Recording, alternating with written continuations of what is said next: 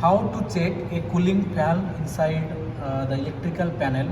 As you know, the cooling fan is controlled by a thermostat. You can see inside the panel. Okay, so how it is connected, you can see the thermostat is connected from a fuse. The power came here, then by the fuse it is connected with thermostat. Okay, connected with 13, then from 13 it is connected with fan. Can you check the continuity between 14 and fan? Okay, so you will check the continuity fan 13 14 to fan. Okay, you can see the continuity. Okay, so that means this thermostat, okay, thermostat connected with the cooling fan. Okay, so now what you have to check, if the thermostat is working properly or not. Now you can see it's set at 30 degrees Celsius.